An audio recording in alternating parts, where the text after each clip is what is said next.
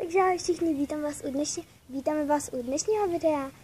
A dnešní video teda bude venku a bude takový speciální video a bude to teda Franky, jaký umí prostě cviky, třeba sedni, lehni, dej palec, k noze, zůstaň a popros. Myslím, že to je 6 nebo 5. Já jsem to teďka nepočítala a teda sedím v trávě. No, že jiné řešení nebylo, doma jsem to točit nechtěla, protože to mám skoro všechny videa. No teda jedno mám procházku, no byla procházka. A teda já si sem i lehnu, abych byla v kameře. A Franky, ten už se strašně těší. Takže asi jdeme na to. Takže půjdeme na to. Tak jo, takže první cvik bude sedni. Tak jo, počkejte, já vás nasměruji. Teď se budu muset sednout. Franky, pojď se. Franky. On strašně táhne, protože to má klace. Tak sedni. Dostaneš píšku? Hodný, tak jste viděli, jak se teďka sednul. Tak se bude muset lehnout. Mám už. Lehni.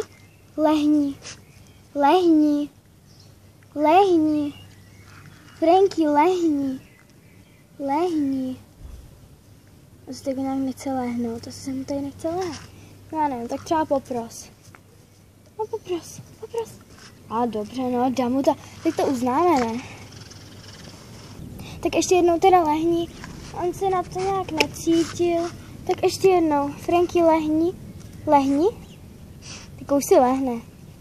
No a má výšku, tak. No prostě nějakou kostičku, mu dávám tohle. Prý je to strašně dobrý pro psa, no tak já nevím. Chutná mu to tak. Sice mě nevidíte v kameře, ale jeho vidíte, takže je to super. A ještě jednou, nevím, jestli už jsem vám za to děkovala, ale moc vám děkuju za to, že mám nádherný vlasy. No jako, mně se moc jako nelíbí. Já jich chtěla mít spíš černý, no ale fakt moc děkuju. Tak ještě umí dejpat, zůstaň k noze, tak jdeme na to. Tak teďko bude muset k noze asi. A zůstaň a k noze, to propojíme. Zůstaň k noze. Šikulka. Tak jo, takže ještě něco neudělal. Tak teďko přesně nevím. Takže ten poslední cvik, jestli si vzpomenu.